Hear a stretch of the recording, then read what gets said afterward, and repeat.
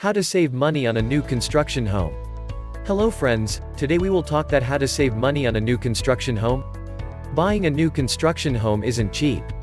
In general, buying a home is one of the biggest, if not the biggest, investments you'll ever make, and when you have the option to build a home with every aspect customized to your liking, things add up fast. There are a lot of pros and cons to building new construction, but one major pro is control over the final cost. You're still going to be spending a lot of money, but if you're smart about it, you can build your dream home and keep it within, or even under, your budget. Here's how.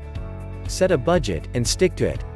Before you even meet with the developer's sales representative, you should be checking in with a financial advisor to find out how much you can afford to spend.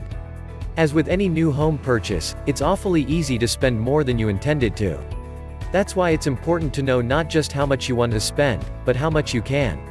Once you have that number, think of it as written in stone, and don't go over it, no matter how tempting.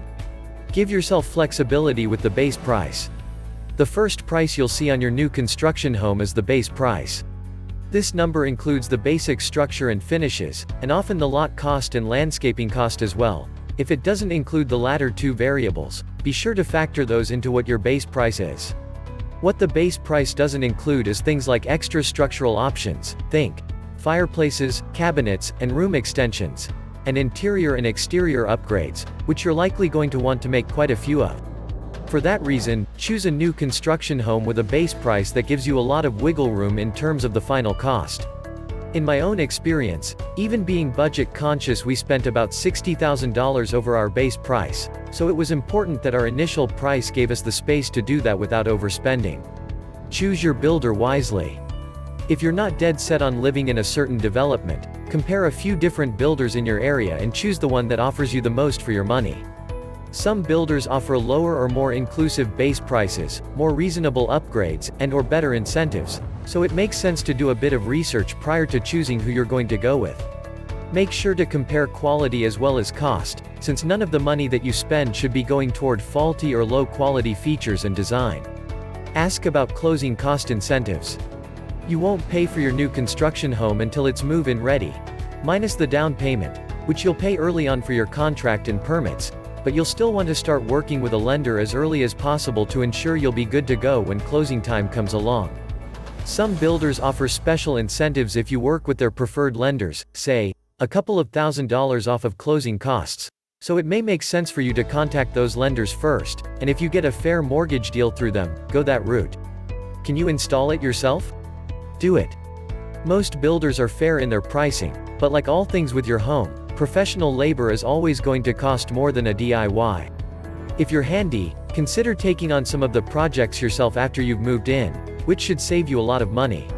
Some things, like kitchen sinks and countertops, need to be installed prior to closing for the bank to approve your loan, but there are tons of things you can hold off on and do later.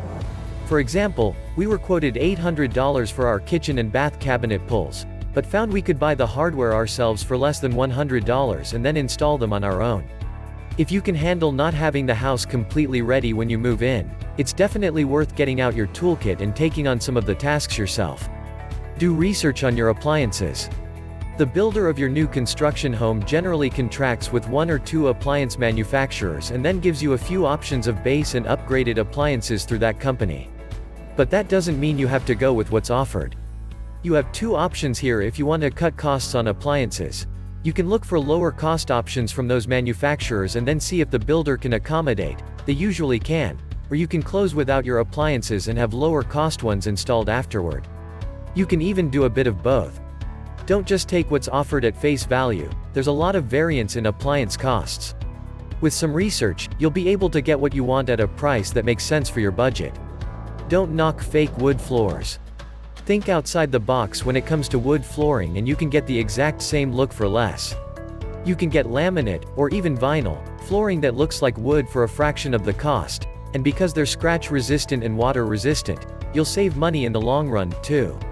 The only thing you'll have to sacrifice is the knowledge that your hardwood floors aren't the real deal, but that's a small cost to pay for getting the same look without spending nearly as much money. Go standard and upgrade later. When it comes to design features like lighting fixtures and window treatments, you're usually better off shopping around for a deal than going with the limited options offered by your builder.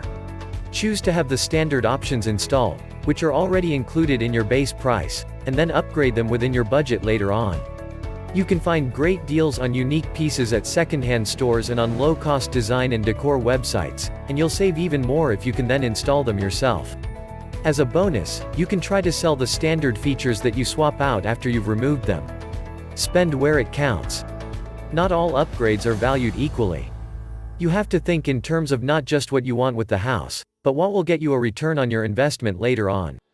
For example, it's probably worth splurging a bit on taller cabinets and a deep pour basement, but a 50 square foot bump out in the master bedroom is going to cost a lot more than it's going to return. Of course, you're building your new construction home to live in, not purely as an investment property.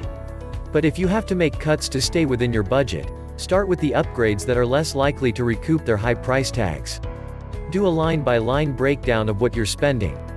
Before you sign off on your final price, make sure to get a template of all of your decisions and actually read through it. You'll be able to see exactly where each dollar is going, and you may realize that some choices you made early on in the process no longer seem so necessary.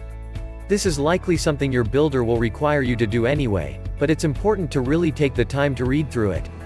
When we did this for our home, we realized that the extra $2,000 we were going to be spending for an upgraded banister, a choice we made at our very first design meeting, just wasn't worth it, and downgraded to the standard banister, which was nice enough on its own. While we may have gone with the upgrade if we hadn't made additional costly decisions after that, it made more sense to spend big where it mattered and cut down costs where it didn't. Saving money on a new construction home requires that you act as a conscious consumer. Find a balance between the things you need and the things you want, and look for creative ways to save money where you can. Building new construction is never going to be cheap, but you'd be surprised by how budget-friendly you can make it with a little ingenuity. Pay attention to where your money is going, and don't overspend for the sake of convenience. Do it right, and at the end of the day, you'll have a beautiful home and money left over for some new furniture. If you like the video, give it a thumbs up and share it with your friends. For getting more useful and interesting information, subscribe to Engineer Ajay Lod's channel, How to Make My House.